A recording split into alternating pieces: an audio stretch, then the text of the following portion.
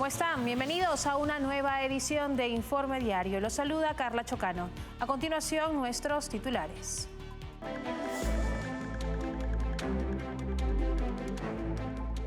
El primer ministro de Canadá, Justin Trudeau, renunció al cargo. Su decisión ocurre en medio de bajos índices de popularidad y tensiones internas en su administración.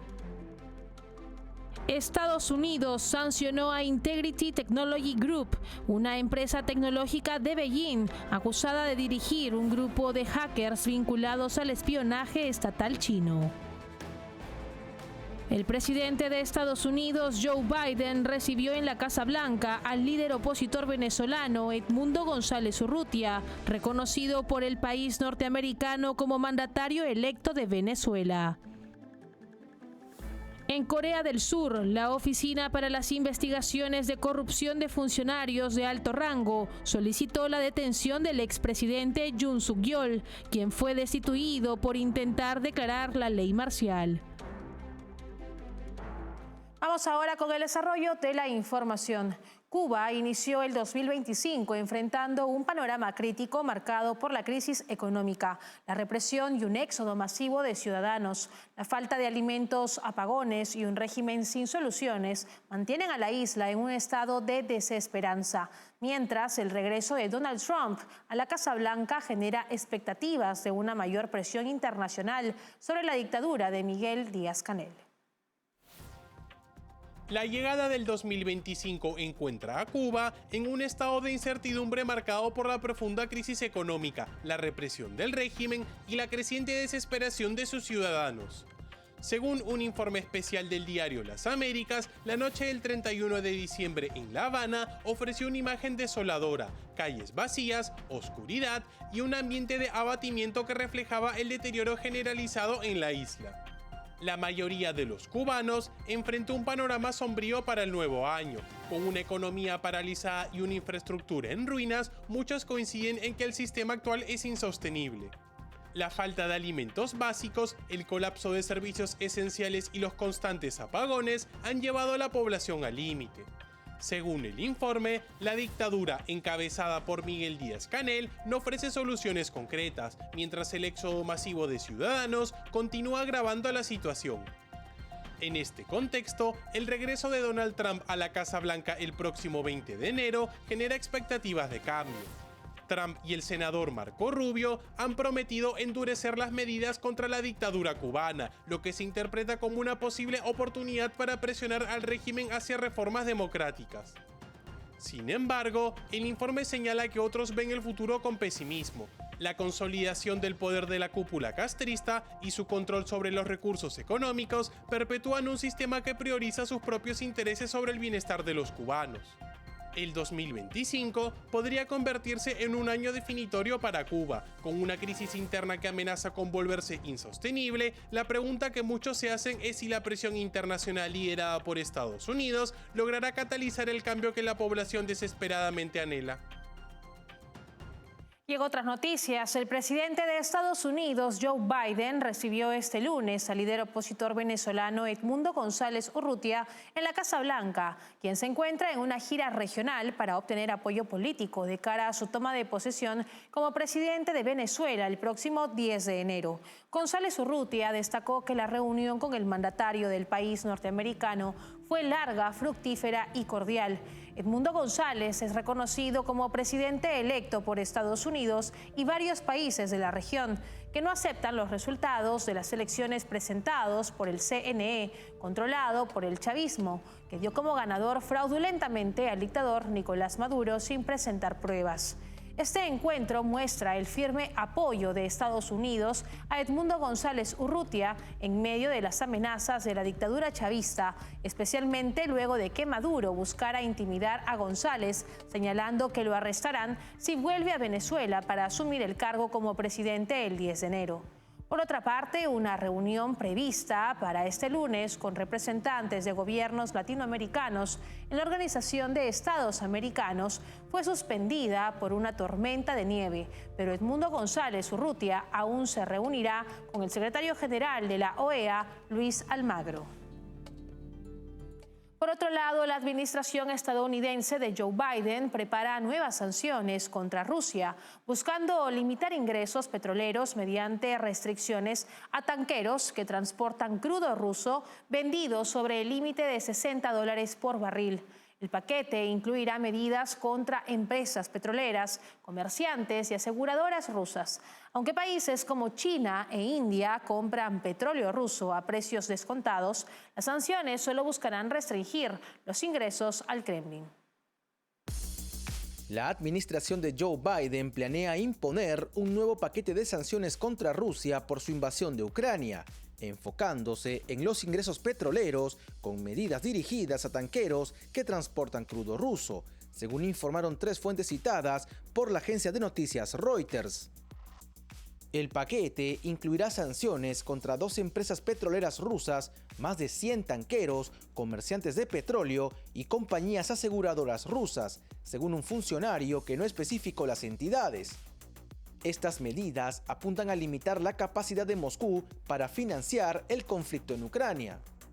Las sanciones están destinadas a los tanqueros que transportan crudo ruso vendido por encima del límite de $60 por barril impuesto por Occidente. Aunque el petróleo ruso ha sido adquirido a precios descontados por países como China e India, estas medidas buscan restringir aún más el flujo de ingresos al Kremlin.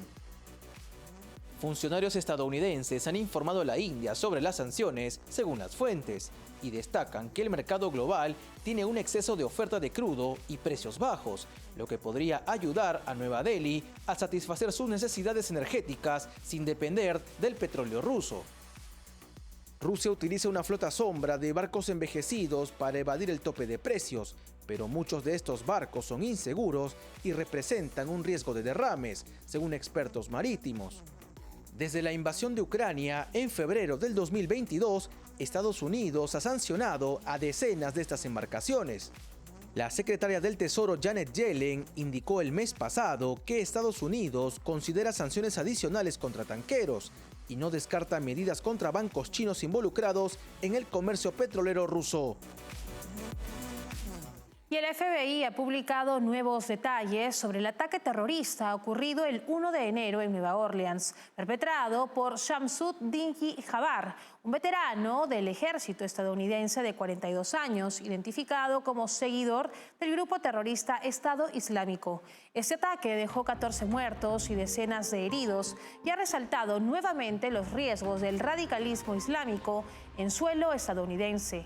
Jabbar, quien actuó, solo según las autoridades, realizó múltiples viajes internacionales y domésticos antes del ataque, incluyendo visitas a Egipto, Canadá y Florida. Durante el ataque utilizó un vehículo alquilado para arrollar a una multitud y había intentado detonar explosivos improvisados en la misma área, aunque falló debido a errores técnicos según el ATF. En el vehículo, las autoridades encontraron una bandera de ISIS y se confirmó que Jabbar había jurado lealtad al grupo terrorista en videos publicados en línea horas antes de este ataque. Este acto fue calificado como un intento deliberado de sembrar el terror en una de las áreas más concurridas de la ciudad. El FBI continúa investigando posibles vínculos internacionales, aunque hasta ahora no se ha identificado la participación de cómplices. Este ataque subraya la amenaza persistente del extremismo islámico, incluso años después del debilitamiento de ISIS. Y ahora les contamos que Estados Unidos sancionó a Integrity Technology Group, una empresa tecnológica de Beijing acusada de dirigir un grupo de hackers vinculados al espionaje estatal chino. Según el Departamento de Estado, la compañía habría comprometido infraestructuras críticas en varios países, intensificando la preocupación internacional por la ciberseguridad y las crecientes tensiones entre Washington y Beijing en este ámbito estratégico. El gobierno de Estados Unidos anunció sanciones contra Integrity Technology Group, una compañía tecnológica con sede en Beijing, acusada de liderar un grupo de hackers conocidos como Flax Typhoon. Según el Departamento de Estado, la empresa tiene vínculos con el Ministerio de Seguridad del Estado de China y habría ejecutado ataques dirigidos a infraestructuras críticas en Estados Unidos y otros países. La medida llega tras investigaciones de agencias de ciberseguridad de Estados Unidos, Reino Unido, Canadá, Australia y Nueva Zelanda, que en septiembre advirtieron sobre la actividad del grupo, responsable de comprometer más de 250.000 dispositivos a nivel mundial. El director del FBI, Christopher Wray, acusó entonces a Integrity Technology de recolectar inteligencia y realizar operaciones de reconocimiento para las agencias de seguridad chinas. El grupo Flax Typhoon es uno de los varios colectivos de ciberespionaje ligados al gobierno chino que han estado bajo escrutinio en los últimos meses. Entre ellos se encuentran Bold Typhoon, que presuntamente se prepara para un posible conflicto con Estados Unidos, y Salt Typhoon, implicado en el acceso a redes de telecomunicaciones estadounidenses. Las autoridades chinas han rechazado las acusaciones, calificándolas de infundadas y señalando que Estados Unidos y sus aliados han sacado conclusiones precipitadas. Sin embargo, los funcionarios occidentales insisten en que la actividad de estos grupos representa una amenaza significativa para la seguridad global, especialmente en sectores clave como telecomunicaciones y energía. Esta acción subraya la creciente tensión entre Washington y Beijing en el ámbito de la ciberseguridad, con Estados Unidos buscando contrarrestar lo que considera una campaña sistemática de espionaje dirigida desde China. Con esta información cumplimos con la primera pausa del programa. Regresamos con más en Informe Diario. Café Sombra de Pino. Un café diferente que crece a la sombra de pinos en Villarrica. Ya lo saben, Café Sombra de Pino, un café premium al alcance de todos.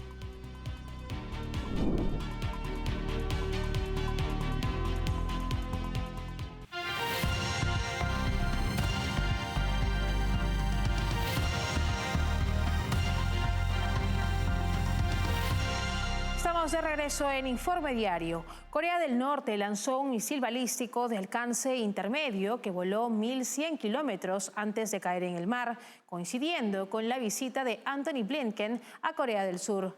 Blinken destacó la cooperación entre Estados Unidos, Corea del Sur y Japón para contrarrestar amenazas de Pyongyang, subrayando la importancia de compartir datos y realizar ejercicios conjuntos.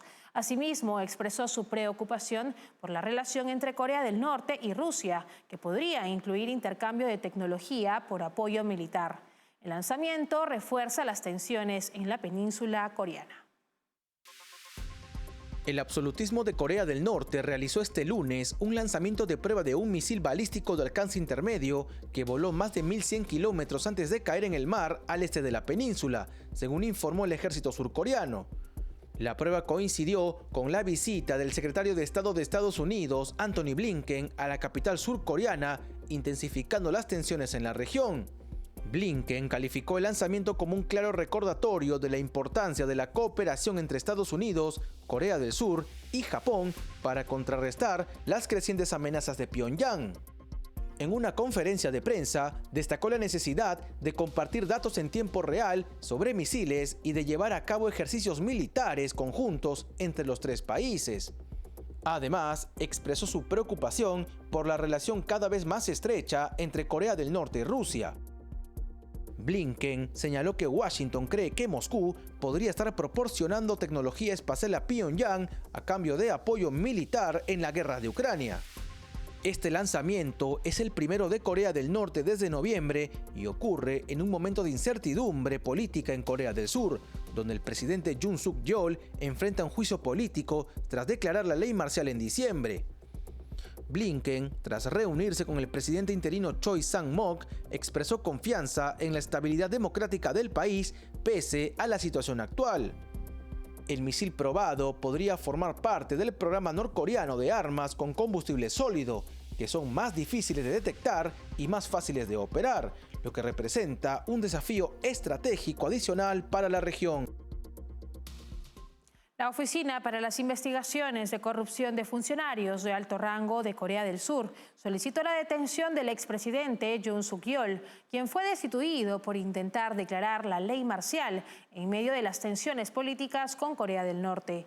Yoon fue destituido por la Asamblea Nacional el 14 de diciembre bajo cargos de insurrección, un delito que podría conllevar cadena perpetua o la pena de muerte, aunque esta última no se aplica en Corea del Sur desde hace casi 40 años.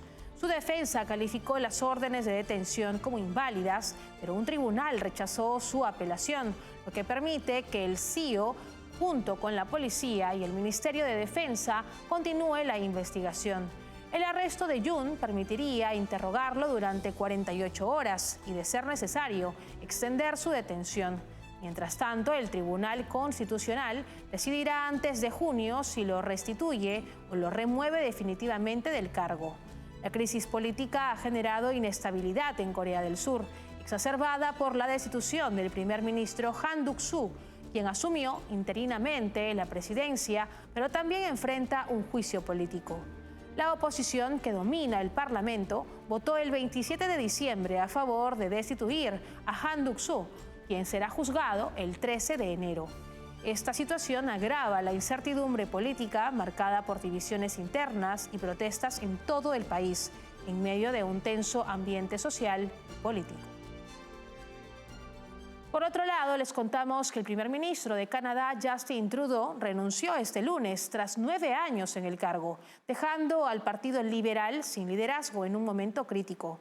Su decisión ocurre en medio de bajos índices de popularidad, tensiones internas tras la dimisión de la ministra de Finanzas, Chrystia Freeland, y críticas hacia su gestión. Aunque inicialmente elogiado por políticas autodenominadas progresistas, su liderazgo se desgastó por la crisis de vivienda y migración. La renuncia marca el fin de una era política y abre una etapa de incertidumbre para Canadá. El primer ministro de Canadá, Justin Trudeau, anunció su renuncia como líder del Partido Liberal y jefe de gobierno tras 9 años en el cargo. Su decisión deja al Partido Liberal sin un líder permanente en un momento crítico, con encuestas que favorecen ampliamente a los conservadores de oposición de cara a las elecciones previstas antes de octubre. La renuncia marca el fin de una era política que comenzó con promesas autodenominadas progresistas, pero terminó desgastada por múltiples desafíos. Trudeau enfrentó crecientes llamados para dimitir dentro de su propio partido debido a bajos índices de popularidad y derrotas en elecciones especiales. Las tensiones internas se intensificaron tras la dimisión en diciembre de la ministra de Finanzas, Chrystia Freeland, quien lo acusó de priorizar estrategias políticas sobre el bienestar del país, una crítica que resonó entre otros miembros liberales preocupados por el rumbo del gobierno. Durante su mandato, Trudeau fue inicialmente elogiado por un enfoque progresista y políticas inclusivas, pero su gestión se deterioró ante una crisis de vivienda, críticas a su política migratoria y descontento por medidas sociales autodenominadas progresistas. Estos factores contribuyeron a la pérdida de confianza tanto en su liderazgo como en el Partido Liberal. La renuncia de Trudeau abre la puerta a una nueva etapa en la política canadiense. Los liberales deberán elegir un nuevo líder en un contexto de incertidumbre y desventaja frente a un partido conservador fortalecido. La falta de dirección podría debilitar aún más su posición de cara a las próximas elecciones. El legado de Trudeau, aunque significativo en términos de avances sociales y ambientales, se ve opacado por una gestión que no logró cumplir plenamente las expectativas iniciales. Por ello, su salida representa un momento decisivo para Canadá, donde los votantes se enfrentarán a un panorama político polarizado y con desafíos económicos y sociales aún por resolver. Nos separamos por unos instantes, volvemos enseguida con lo último. Café Sombra de Pino. Un café diferente que crece a la sombra de pinos en Villarrica. Ya lo saben, Café Sombra de Pino. Un café premium al alcance de todos.